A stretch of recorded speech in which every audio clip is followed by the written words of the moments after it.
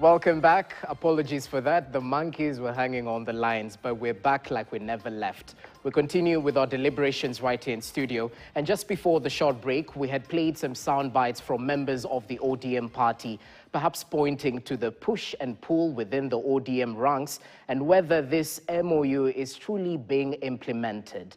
Well, Kaluma is here and he'll give us his take. Kaluma, thanks for your time. Let's begin with what exactly is happening in ODM. Following the remarks by the Secretary General of the party, is this MOU dead? What do you hold in terms of the working relationship between UDA and ODM? Yeah, thank you, Jesse. Yes. Jesse, this is very difficult. In our culture, the older and more experienced people never discuss the young ones. They instead mentor them. And so you put me, and I think Manso also, in a very difficult situation of having to discuss a young leader we should be mentoring. You know, Sifuna is a first-term member of parliament. Manzo and I are 3 terms. I think we are going to 4 terms if Manzo is not going for governor. Yeah, so ideally we should be mentoring him. Even in terms of, you know, knowledge of the law and study, I think Sifuna joined university long after we left Manzo. Yes. So this is very difficult. Okay. Yeah, but in terms of guidance based on what we are discussing now, maybe I start with, you know, Caleb Amisi. Caleb is a case of sour grapes. Caleb is a person whom, if you remember this time we were having cabinet, you know, secretaries reappointed after the dissolution of the cabinet initially. Caleb, you know, threw a lot of tantrums. And Manzo will confirm to you that he came to Nairobi. I don't know where they met the party leadership, somewhere I think in Mombasa. And I think he was told during some tea-taking occasion that he would be the chairperson of the Parliamentary Accounts Committee. Okay? And so when they came to Nairobi, the personality and, you know, the style of Caleb was not acceptable to the members of the party, the minority side in parliament, and also the members then at PAC. And that is the reason they ended up, you know, electing another gentleman from Western Kenya, who currently, you know, chairs PAC. So he was defeated by Tindi Mwale from also, you know, Kakamega in there. And so Tindi, who is also a 2-term, you know, MP, Yes. defeated him. Since then, he has been making those, you know, noises. I consider them noises because with the experience I've told you, yeah, small children will throw tantrums for sweets here and there. Unfortunately, he'll have to behave right to get the sweets within the space we have in parliament.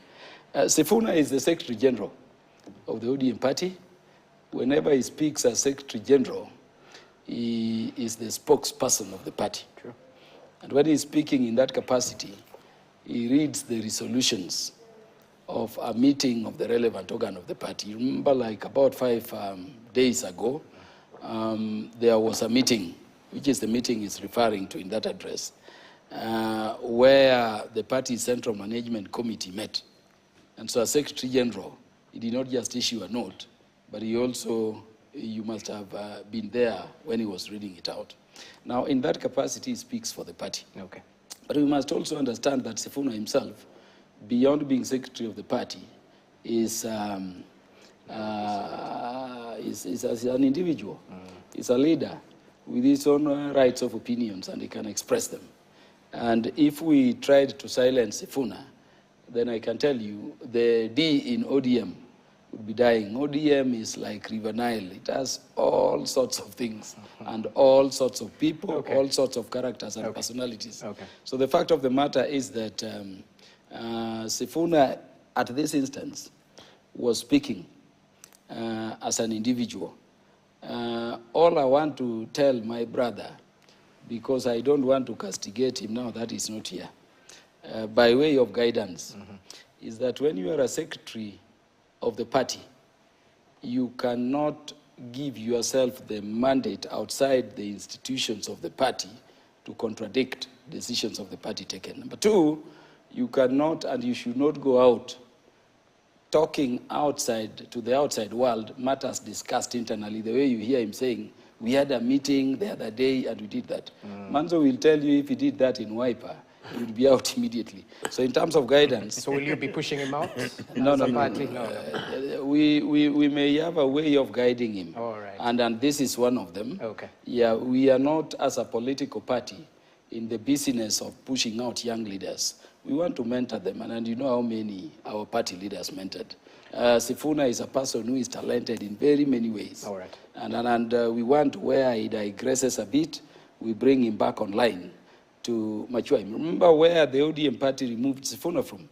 Sifuna started running at the same time as myself and Honorable Manso in 2013. In 2013, he ran in Kandui. I don't know whether he got 10 votes. He could barely, and Kandui, is Bungoma town. Then 2017, he made the first attempt in Nairobi. He came late, but Baba really pushed. Yes. For him, he missed very narrowly. 2022, he got. And so I believe Sifuna understands that away from the ODM party, he may not do much. In fact, his MCA in Kandui is not even a member of the ODM party. So really, we want to mentor him. We will not destroy him. Okay. But I caution that he be, careful about how he speaks about internal issues, whether discussed in which he's participating, or whether resolutions made and he read in the manner he read MOU. You cannot go and say it is dead when you are the one who read it. And when the party whose MOU you are reading really has not come out to say we are out of it. That is wrong. Okay. But we'll forgive him and mentor him. So is the MOU dead as a dodo? We have some of the pointers that will be running on our screens, the 10-point MOU between ODM and UDA. Yeah, the MOU was between ODM and UDA. Yes. That is why I'm telling you it cannot die because of what Sifuna says. No, but perhaps he's saying because nothing has been implemented. The structures of the party, we look at it, and I think we should have time today. Okay. Now that I'm coming to be with you after a very long time, to go through those points one by one, and I'll tell you where we are. We have them on our screens right now. So where are we, briefly? Yes. Now, in terms of NADCO report, a number of pieces of legislation were proposed. Yes. And I can tell you as late as the day before yesterday, we were discussing those ones which were relating to electoral reforms, the ones relating to the political parties, the changes that were to be made in the office of the registrar of political parties, others around governance. Generally, the gamut of legislation which were proposed in NADCO are at various stages of being considered. Others have passed. So NADCO is a take. Inclusivity is a very difficult subject, but I can say we started very well and we are moving very well. You remember the cabinet was dissolved. Okay. There are a bit of changes. The balance the Constitution requires is not yet made, but we hope it will be achieved. And they went up to PSS. There is a bit of hurdle going down because you see, to include all Kenyans in the manner the Constitution requires, it means exiting some Kenyans, and that is a jolt. So long story short, it's ongoing. Yes, devolution, yes, that is ongoing. Yeah. And I'm one person who is very firm that the agreement between UDA and ODM on the matter of inclusivity, which is a national value under Article 10 and Article 232, not just in terms of public service, but also the sharing of resources must be dealt with. Manzo will tell you as a senator that for the first time in history, on the matter of devolution, all monies which were due to the counties, including others which have been piling up in the years gone by, governors have been, complaining, you'll be told, have all been paid.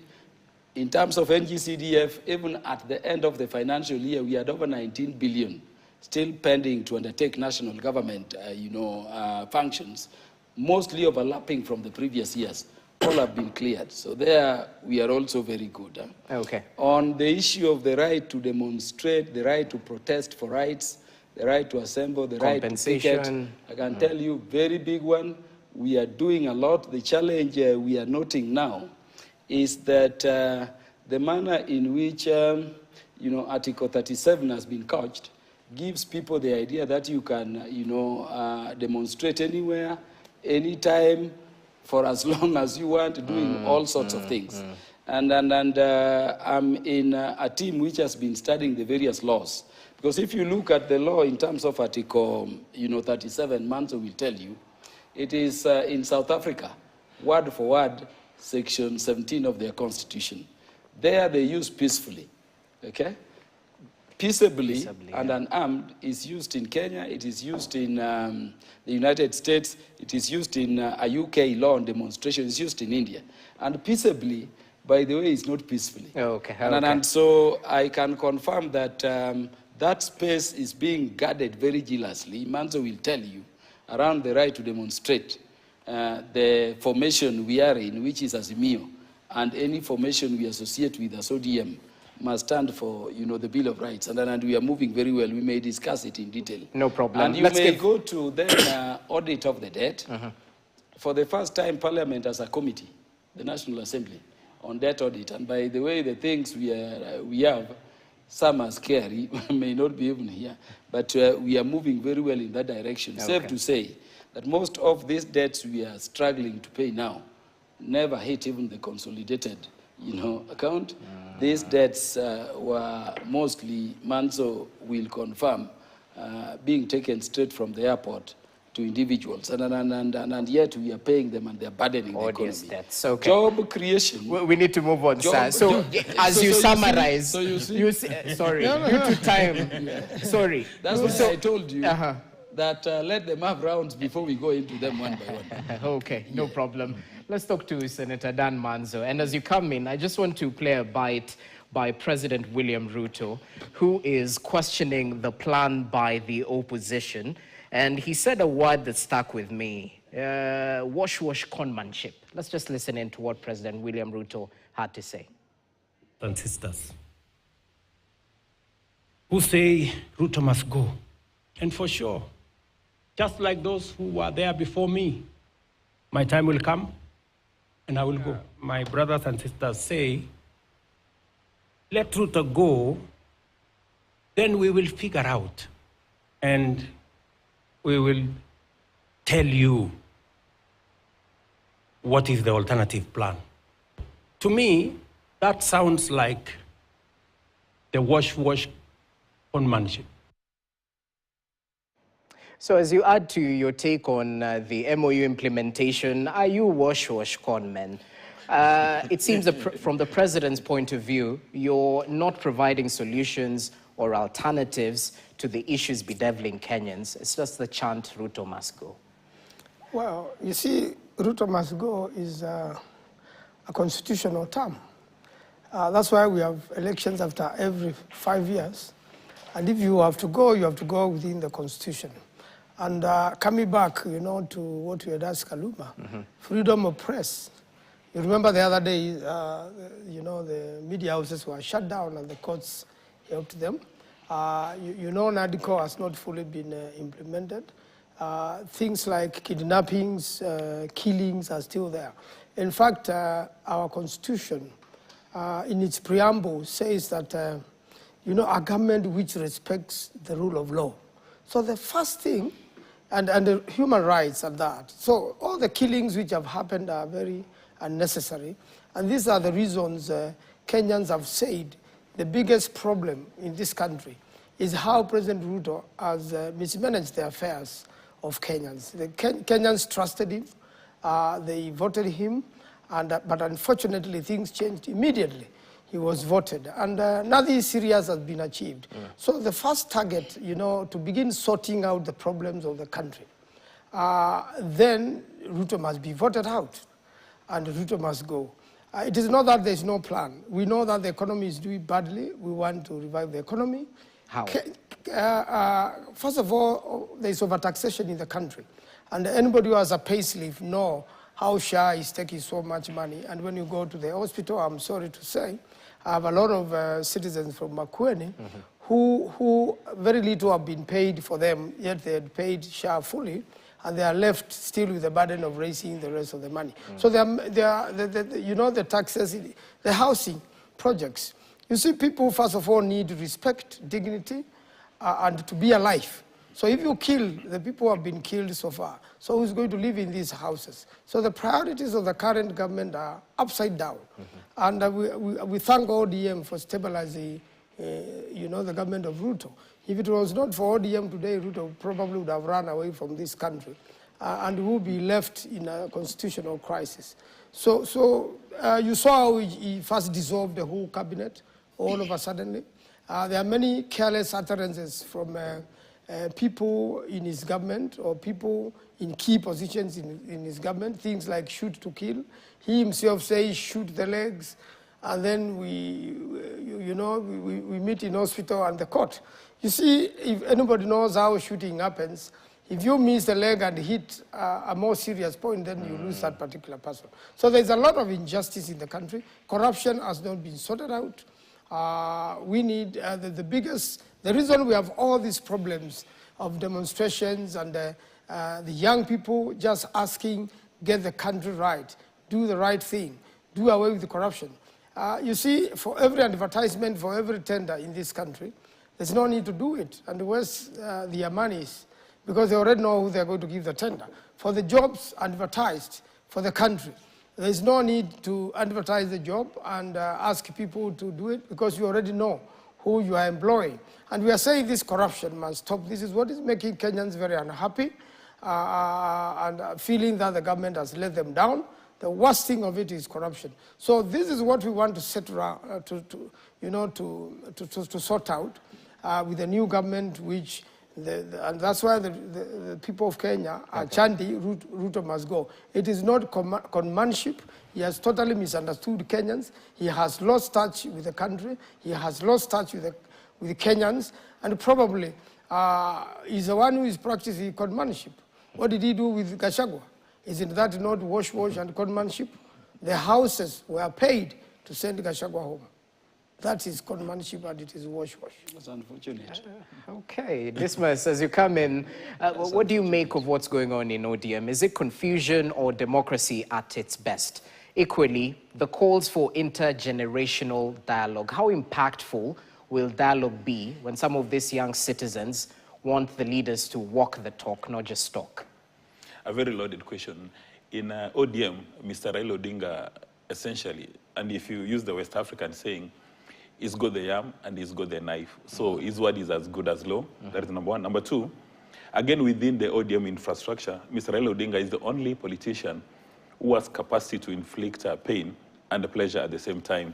So if you go against the grain, you'll get a lot of pain and you may start bleeding, and the bleeding may lead to a political death. If you dance to his drum beats, then you'll be dancing to the bank. However, a few politicians have gone against the grain and they've made it. So for you to take the decision that you're going to take Mr. Raila Odinga head on, you must have serious political capital. And you can have a few names, President William Samoei Ruto, Musalia Mudavadi, Amason Kingi. Those were some of the people who went against the grain and have made it. But if you are a lightweight, then you attempt to do that, then you will regret why you took the decision. Then secondly, again, Mr. Raila Odinga has called for this national conversation. But we must note that from 1963 up to date, we've had 1 million reports. You have the NADCO and the latest MOU. In my view, what we must do is put together all those reports and have a national conclave or a national conversation, not to produce another report, but come up with an implementation matrix and identify the priorities. And the common denominator among all those reports, you can look at it from many perspectives, but the common denominator is wealth and employment creation. Even after 2007, the election crisis, it was identified that the biggest challenge you have is wealth and employment creation. If you're able to sort that one out, then people now will be demonstrating over things you consider that are taking place in the West. People will be doing demonstrations around global warming, climate change. They'll not be looking for jobs. And then you've spoken about a gentleman called Mr. Rigiji. And it's a question that my friend Dan has successfully dodged. When you talk about one term, or Ruto must go, from an applied communication perspective, you are attracting strategic visibility. But there's no messaging in that. So if you tell Mora or Wamboi that Ruto must go, So what? What is the replacement? You must give a very concrete plan that compares what Mr. Ruto has done and your plan. If you're not able to do that, then you can literally go to the top of Mount Kenya and shout yourself. But people will cheer you, even at nightclubs. But when they go back at home and start reflecting, they'll say, okay, so Ruto goes, what's next? Now, but the same gentleman, Mr. Rigathi Gachagua, you remember the reason why he was impeached was because of tribalism. He was practicing tribalism in Kenya. Now he has gone to the US, he's practicing tribalism in the US. And you know, as a proud member of... Why, because he spoke in ethnic dialect, or...? Well, there are many reasons. I'm going to break them down. Yeah. As a proud member of the Kisi Nation, all my relatives are in the US, in Minnesota and Texas. But with alacrity, he says that 80% of the people in the diaspora are from the mountain. Then, you know, my relatives were asking me, wait a minute, when did we become the mountain? And guess what? When people in the diaspora, what brings them together is our national flag and our passports. So they don't care whether you are Kaluma from Mobile Bay, you are Manzo from Makwini. They are brought together by our national symbols. So when somebody claims to be a national leader, then you are said to be addressing people in your mother tongue. Then you are said to be saying that, wait a minute, at this embassy, that's the president's relative. When we take over, we are going to kick him out. And then you also tell them, don't send money home. You know, now, foreign remittances is a big deal. So you are telling them, don't send money home till we take over. In my view, that is unacceptable. And the Prime Cabinet Secretary called him out. He said, when you go there, when you go outside Kenya, just carry your passports and national flag, go address people. I mean, now, if you leave Kenya as a national leader, and then you're addressing members of your ethnic community, if there is Mura or Alima, what are they supposed to make out of this subject? You know, it's really unacceptable. And then finally, and this is to the colleagues of the elected leaders, a number of them have got bad manners. You recall an MP, I'm not sure whether she's elected or nominated, again with alacrity she says, we are going to steal votes for William Samoei Ruto.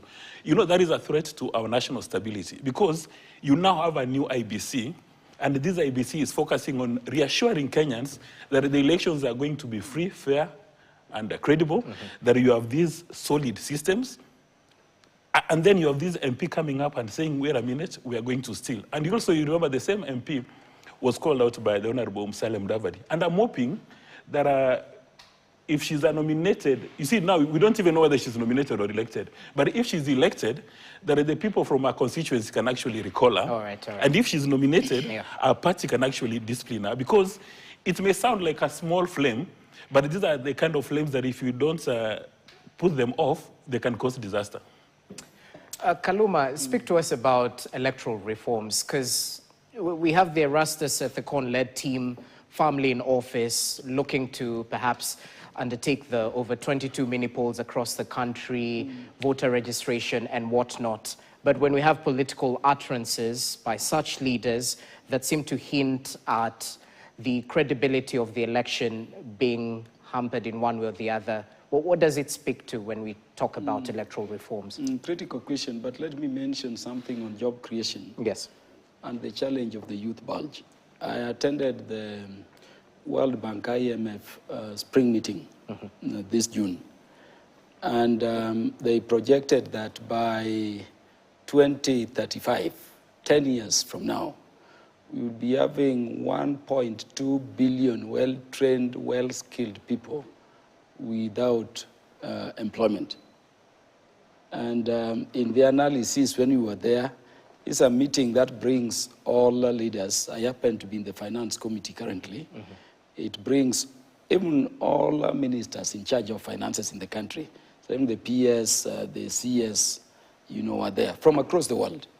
And that is the analysis. So when we are talking about youth bulge, it is an isolated, it is not isolated or a unique case to Kenya. It is, of course, global. The other thing they said is that it is not the work of government to employ.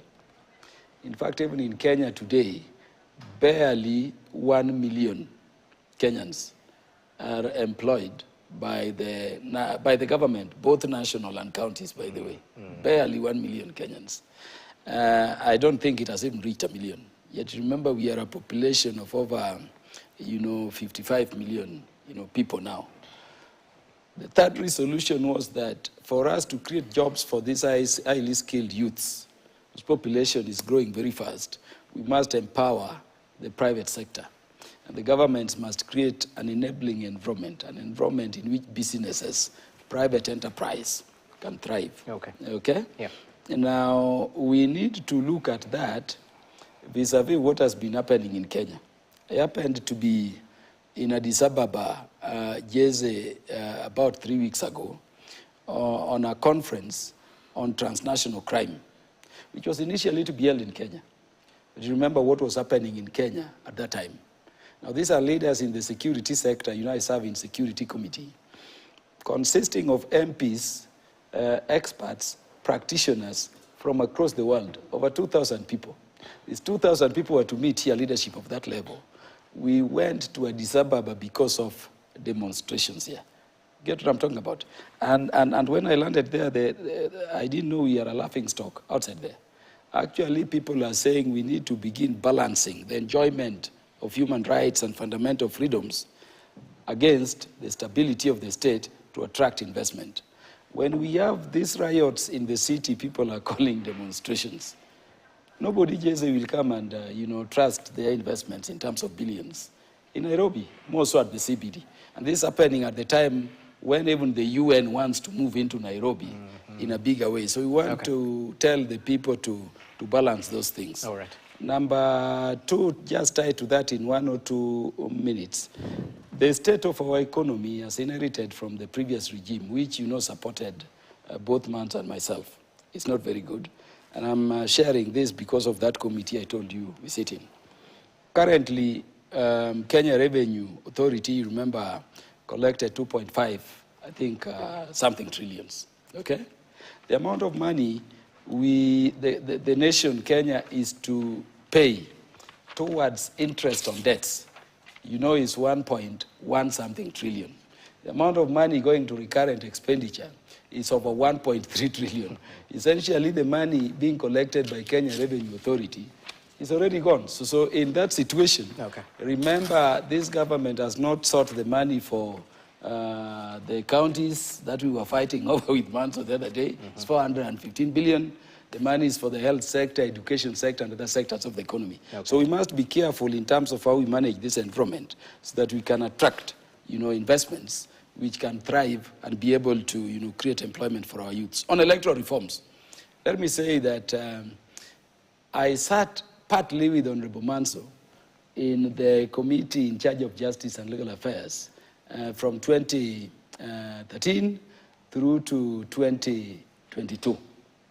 And so for a whole 10-year period, I served in that committee. Manso served initially in the National Assembly. And so we have... still in the same committee now? Yes, it's in the same committee, the other end. When we were doing the last preparations for the last elections, I believe you were there when we were meeting all the teams, Kenya National Bureau of Statistics, the Electoral Commission, in the Senate chambers, at that time. We discovered very many lapses with our electoral process. But the main one, to me, is as concerns the voter register. There were cases, Manzo will confirm to you, where you get very many dead people. And we were asking the registrar of births and deaths, why don't we just clean them from the record? They were saying it is too late. They are never sure. We had very many cases of multiple registrations. I think I would be scaring you if I told you we got a case of a single individual registered 17 times. In different areas, yeah. Same photo, same ID number. That is in terms of the ID, but the other IDs, the serial numbers are different. Remember, we were pushing, saying, why don't you clear, if there are 17, clear 16? And the guy tells you, we are not sure of which serial number is correct. Do you know what normally happens? Up to recently, we've been together with Manso and we petitioned the Supreme Court 3 times.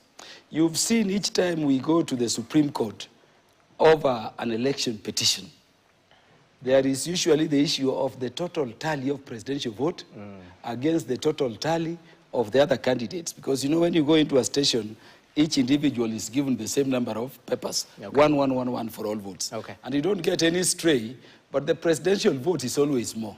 What we discovered happens is that where there are these, multiple registrations, the number of votes that go, reaching some time, and it was happening in a number of places in the country, for presidential vote, they are all taken. And that is why instead of releasing results immediately, you are told for a whole week, people are still sitting there. So I would request the commission that has gone in to do the following 4 things very fast.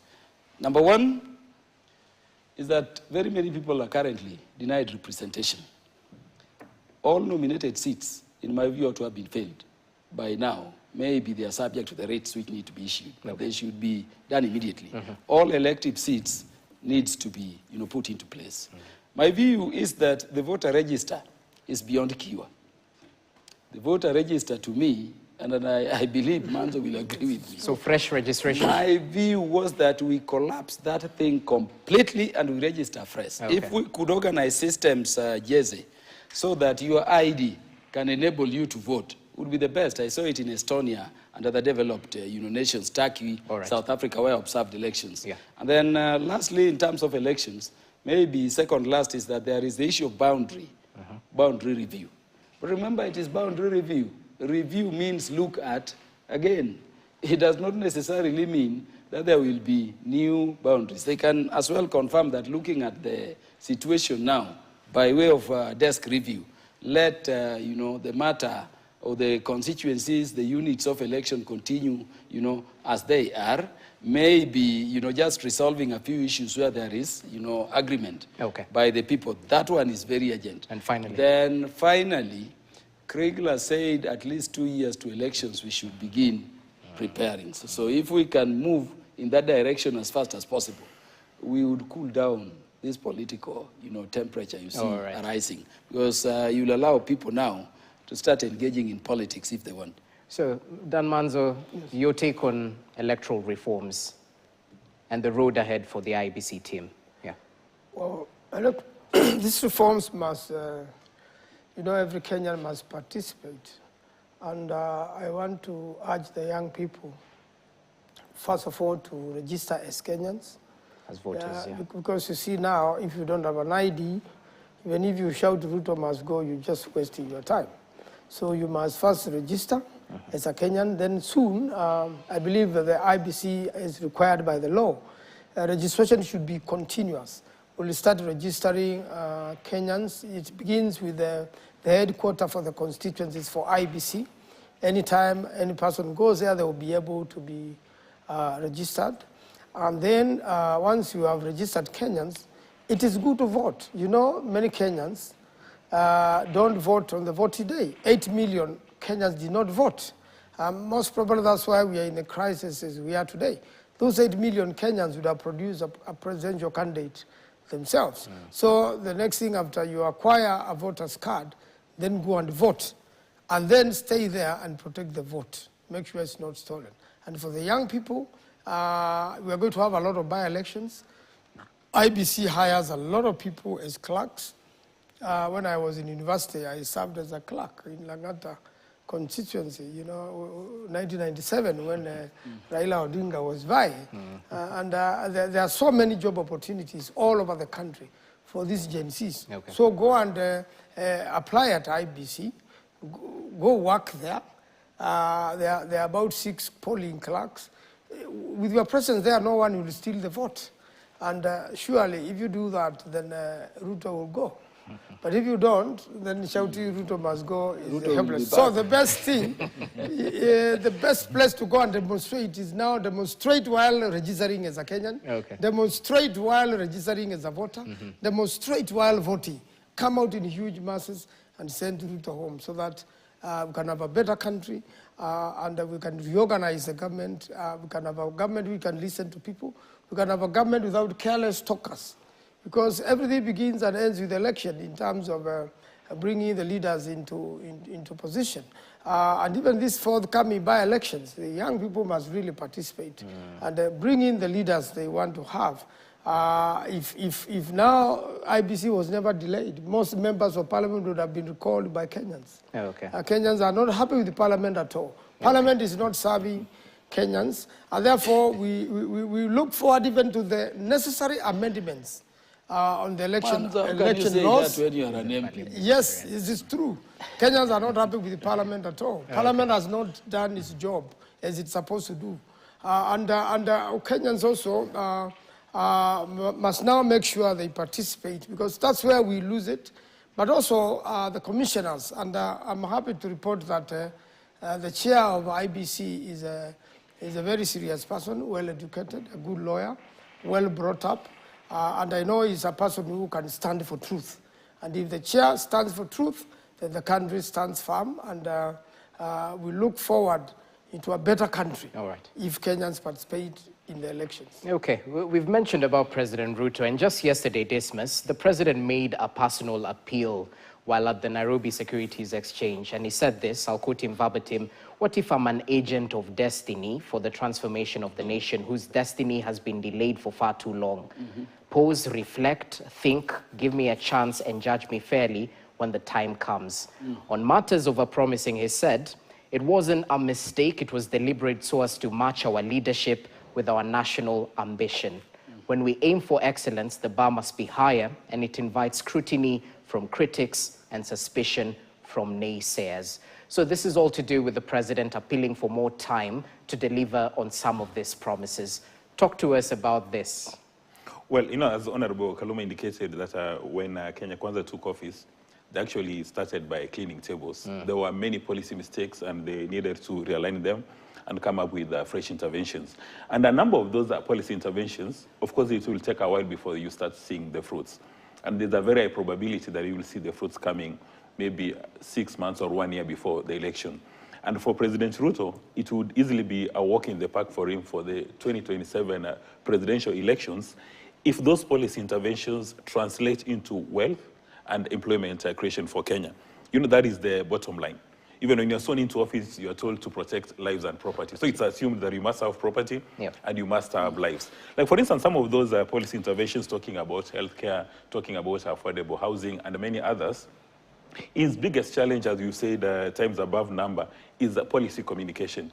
When you come up with these policy interventions and you do not engage in strategic policy communications, it means citizens don't know what you are doing, partners don't know what you are doing, and stakeholders don't know what you are doing. Now, with that kind of a vacuum, then there's a lot of misinformation and disinformation, and then the status quo, beneficiaries of the current system, then will try to paint it in a horrible manner.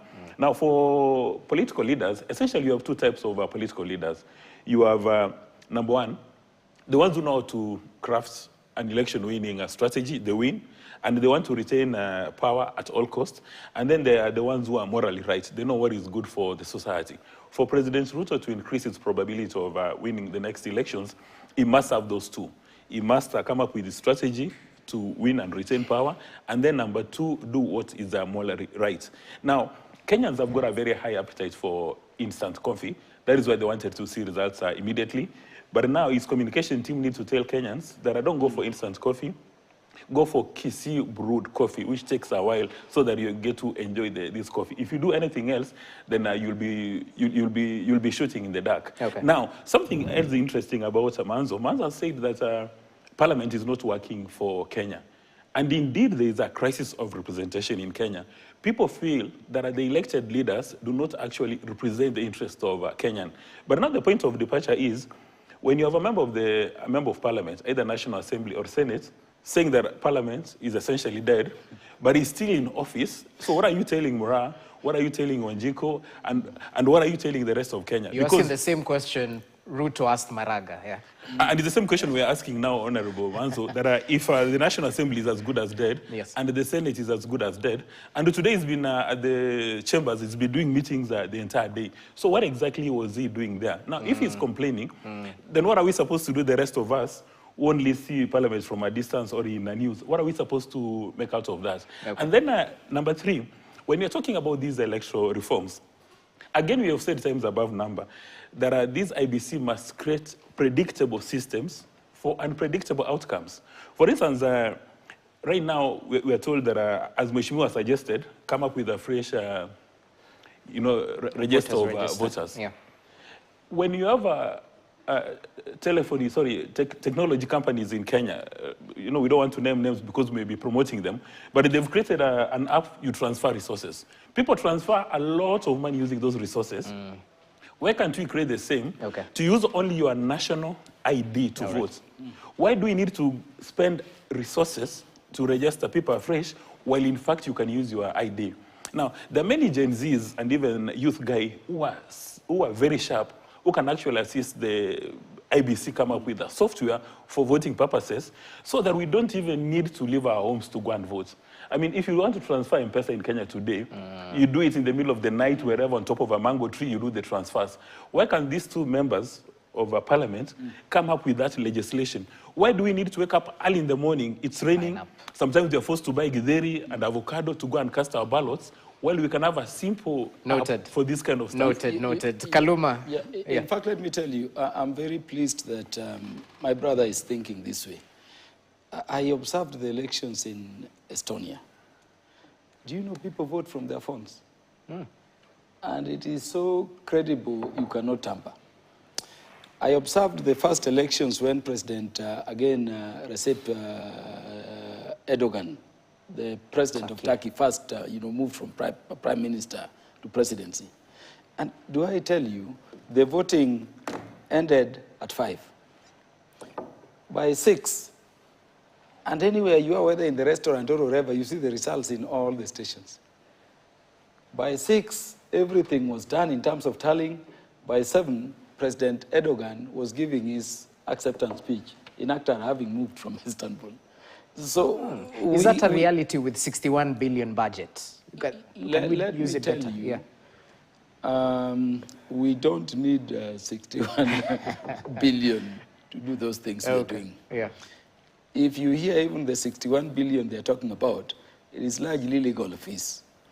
And Manzo and I will tell you, when you hear legal fees, it is the best avenue for pilferage of resources by people working in the system through the offices of advocates. And so they'll come and tell you, we need 12 billion.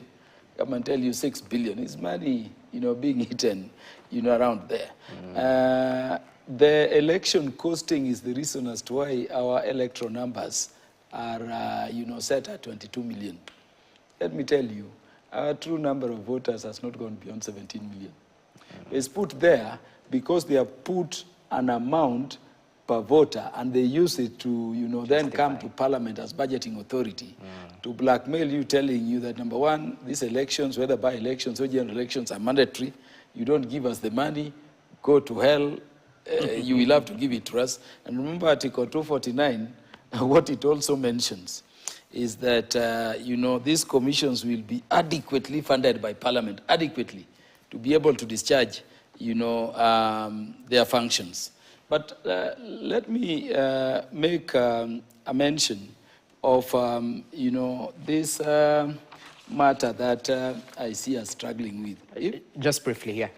Yes, if we could, have a situation in which IEBC is working properly, I think these tensions between politicians, threats of how I'm going to be between the elections or otherwise, would be sorted out. If we can ensure we have credible electoral system, we are good to go. And I'm one person who, has always championed a different way of constituting the commission, but I've always yielded to the, decision of the people. But because of that, I have full confidence in this commission, to do a good work. And I would urge them to do a good work. We want to have the results as fast as possible so that the nation can, move forward. Okay. Senator, has the criminal justice system been weaponized? What do you make of the use of terrorism charges to clamp down on rowdy protesters who are in custody right now? Yeah. First, there is state capture in Parliament and state capture in other institutions like the court system. Yeah. Or an effort to, for the state to capture the court system. None of, you see, terrorism is a very serious crime, and it's committed by real terrorists. So when demonstrators have become terrorists and they are taken to the anti-terrorist court, the first thing the court should do is to reject the charges and say that send them to the right courts.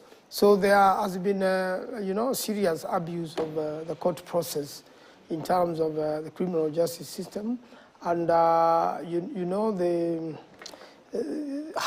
it works is that they know very well you have charged all these people and you don't have the evidence.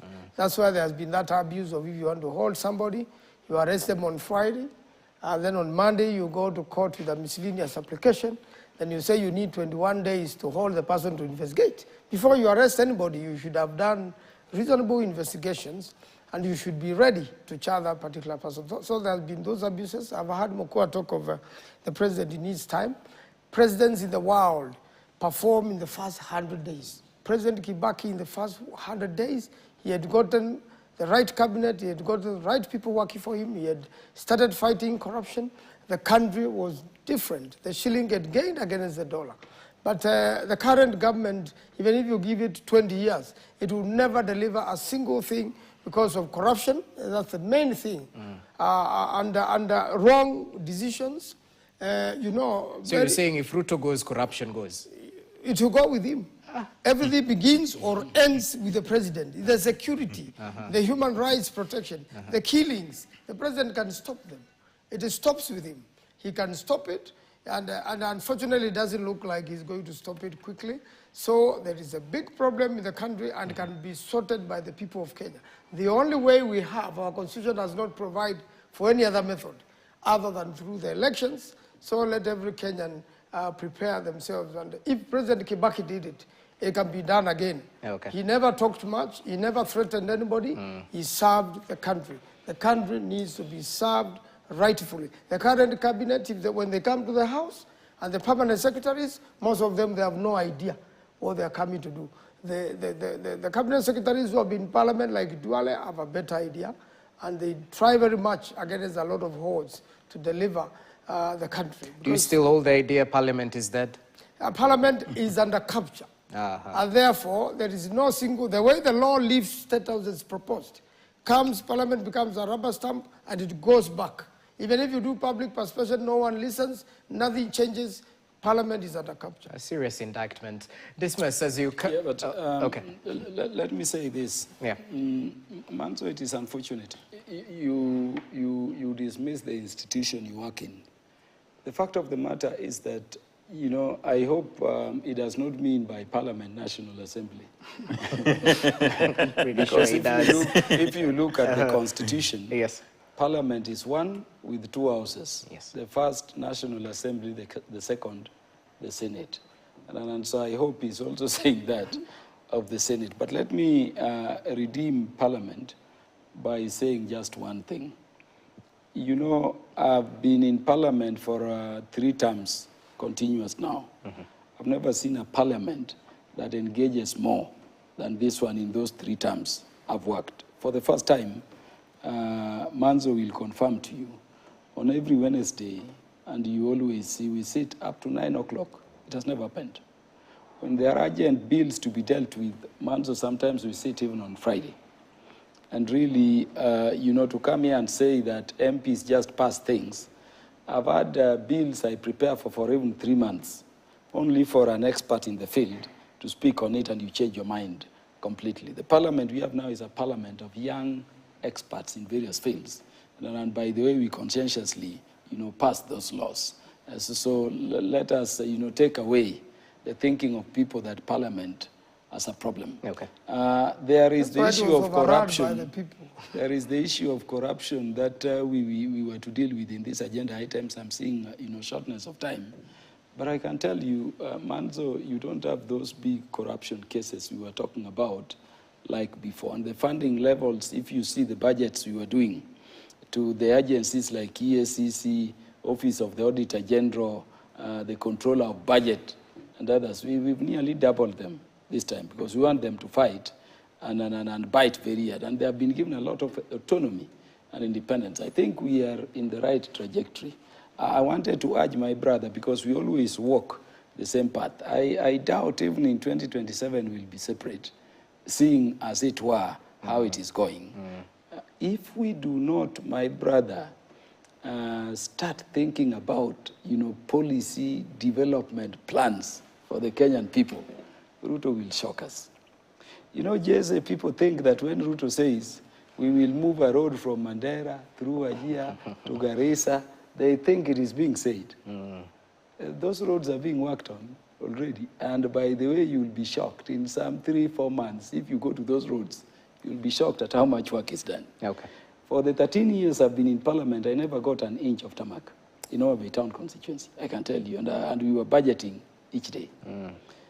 The number of roads being done across the country, just fly around to notice them. Look at the stadium we were talking about. Manzo Mashujaa is coming to Kitui, and I will come.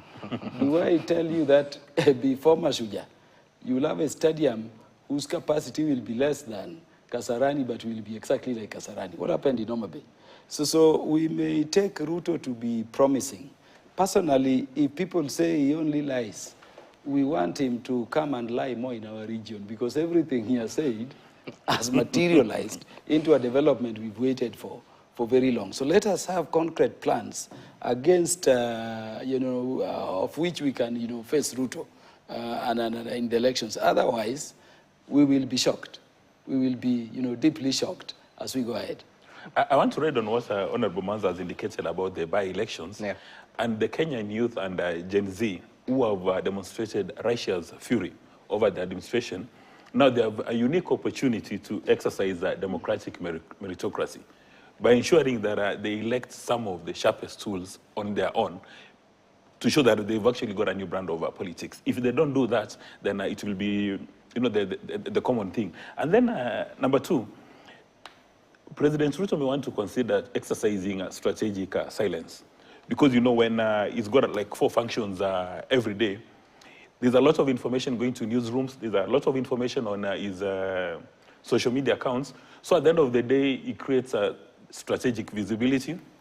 And people just see him. Like, for instance, today, we're told that he was launching some animals, but there was no clear messaging. So maybe he needs to engage in a strategic communication for people to clearly understand what he's talking about. Because there's a very high chance that a majority of the people who are saying that he has not delivered probably don't have a strong appreciation of these policy interventions. But as we move forward, anybody who wants to become a presidential candidate, in my view, must demonstrate 3 things: character, capacity, and competence. I know we can discuss this till the cows come home. But you remember, when President Kibaki took office, he had the old constitution, which everybody had said this is unacceptable. But still with that old constitution, he had a stellar record, especially on issues of economics. When you talk about politics, you can say he mismanaged. But you can have people who have got very good capacity and competence.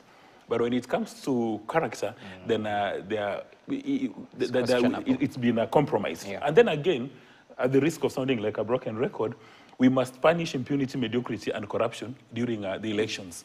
These 2 gentlemen will tell you that when they go facing the political competitions, both party primaries and as well as the general election, some of the people that they encounter as their competition and the people who present themselves, they are what the president was saying, that they appear to be people who can score an A in wash-wash. Now, if you get somebody who scores an A in wash-wash and you take him to the security committee or the finance committee and people want to discuss public debt, global warming, do they really have capacity for that? Maybe that is the reason why Manzo is saying that Parliament is as good as dead, not because it's been captured by a certain wing, but maybe there are some members there who have a challenge understanding critical issues, or because wash-wash is not done at the National Assembly or Senate, so they don't have time to actually go there. So they do what Ken Matiba used to do, technical appearances. They go and shine outside, and then we start blaming the National Assembly or Senate, yet in fact it's the voters who took the wrong decision. Okay. And then number 3,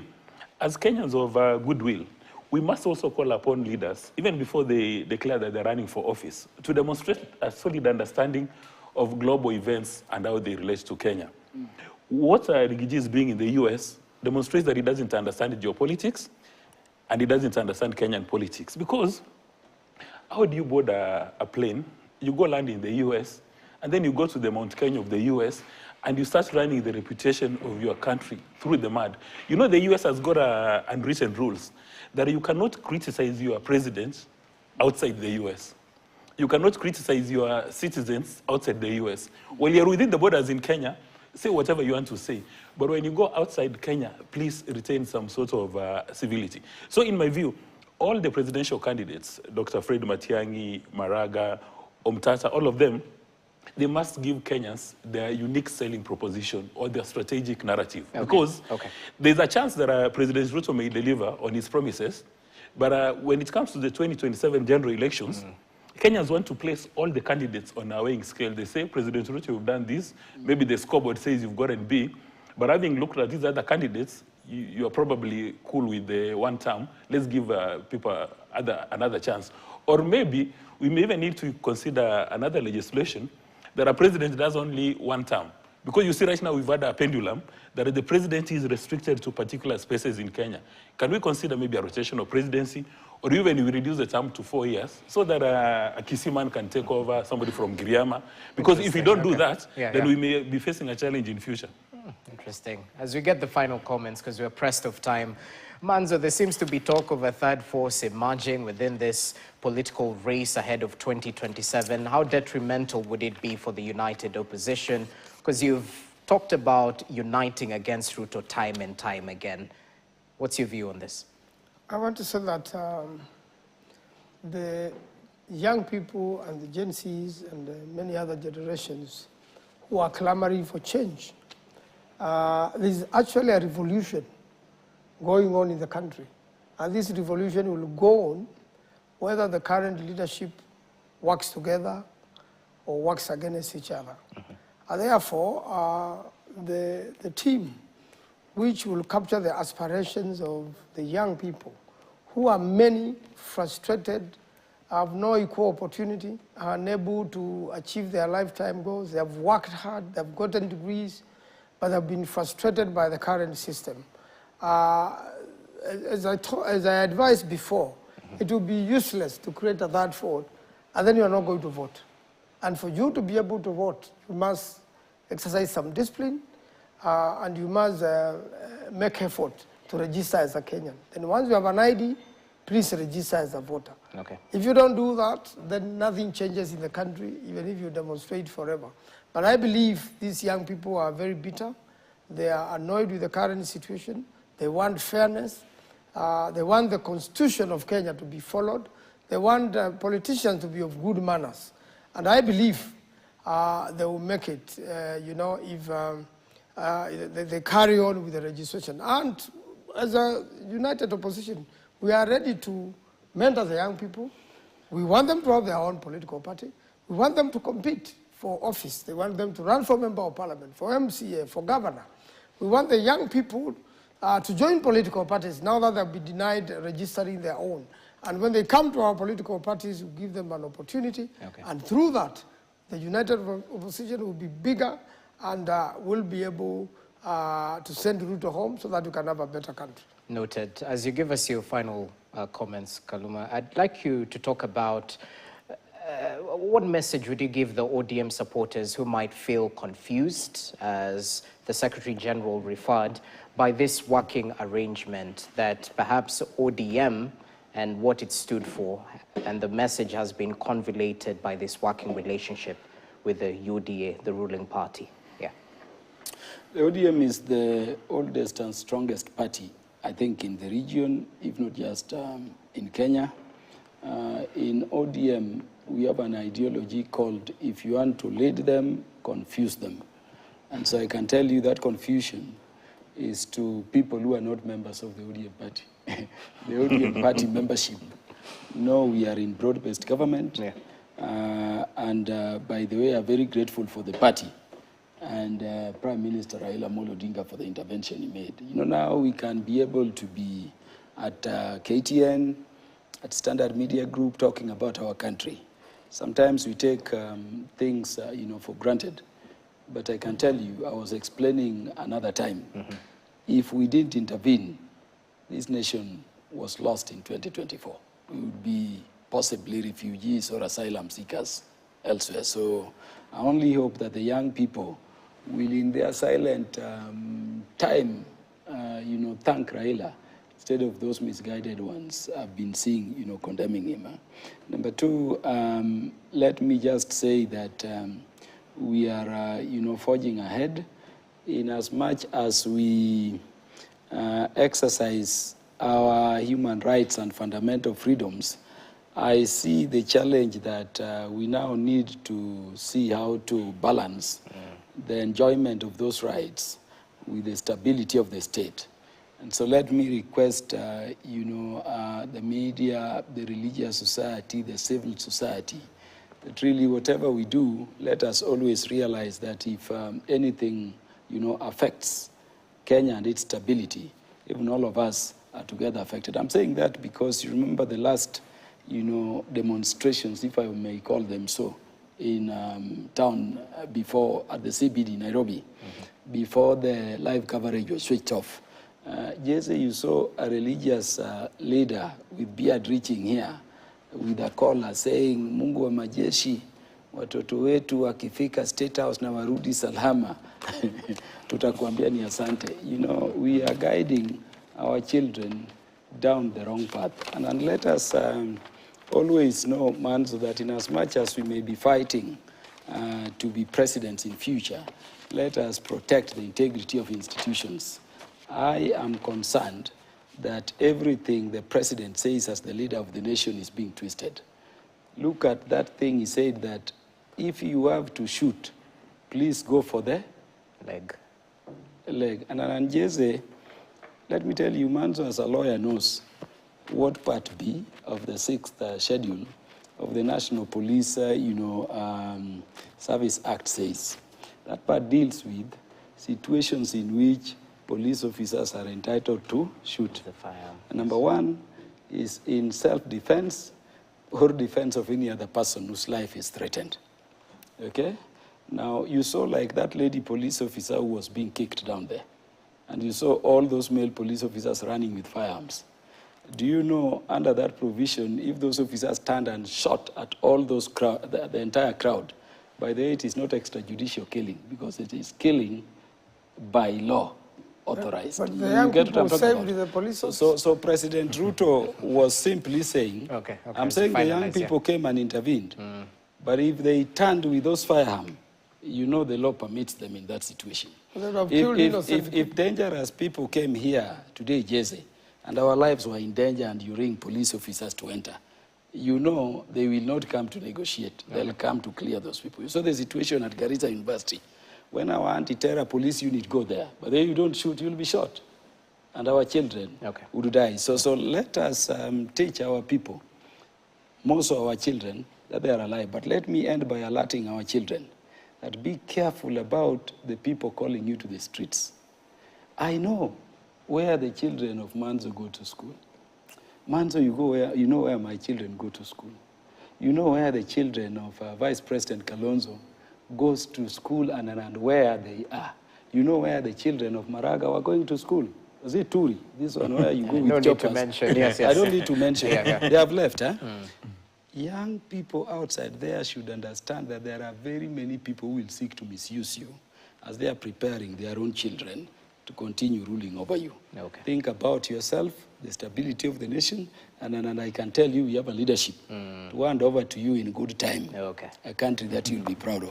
Tafakari ya Kaluma. Anyway, as you finalize, I'd like you to give us your final take, but equally, how best to balance matters national security, because it's come up, and constitutional rights to assemble and demonstrate peaceably without contravening on any rights. The bottom line they say is that demonstrations, protests, or picketing is actually public participation. And the only time, most of the time, people go to the streets is when the elected leaders appear to be giving a deaf ear to what the citizens want, and they have to go to the streets. But in so going to the streets, please ensure that you do not harm lives and you do not interfere with property. I mean, we see nurses going to the streets every day, medical doctors, teachers, they do their thing every day. So everybody is encouraged to go to the streets. You can actually go to the streets every day, provided you don't make people stay at home, provided it doesn't become a public holiday. You can do that till the cows come home. And also what Manzo's fear was that this law being used around treason. You remember it was passed during the time of Mr. J.B. Muturi. He says he's now the people's commissioner. But in conclusion, we live in this theme with they say globalization, of products and markets. We are part of a global village. So for us, if we are not very careful, if we do not embrace democratic meritocracy and have the sharpest tools as elected leaders and the sharpest tools in the public service, in a very short space of time, Kenya, which is described as an anchor state in the region, which is an economic giant, will be smaller than Burundi. Because if you don't place a huge premium on meritocracy, then you'll be driving in a horrible direction. Okay. So we must do that. As we go for the 2027 elections, All right. All these candidates, whether you want to become an MCA, whether you want to become a president, Kenyans need to look at their character, capacity, and competence, and reward meritocracy. If we do not reward meritocracy, in a short space of time, Burundi will be bigger than us. You'll not be having people like the UN coming. You know, like for instance, anywhere you go in the world, believe you me, you'll get a Kenyan. And maybe it's a Kisii or somebody from the mountain, according to Rigiji. Yes. But these people are all over the world. And the members of the National Assembly passed a sessional paper which seeks to promote Kenya as an FDI destination, export our talent, and also create room for our exports. That is something we must do, because if you do not get FDI coming to Kenya, like our sessional paper on foreign policy is talking about, then you're not going to have wealth creation, you're not going to have employment creation. Thank you so much, gentlemen. I could say the sharpest minds on television tonight. Definitely appreciate your input right here on KTN Prime. Hoping for more sober discussions as we proceed towards 2027. Dan Manzo, the Senator for Makueni County, Peter Kaluma, the Member of Parliament for Homa Bay Town, and Dismas Mokua, Political Risk Analyst. It's always a pleasure, gentlemen. That's how we wrap up tonight's edition of KTN Prime. Hope you're adequately informed. Enjoy the rest of your viewing. Good evening.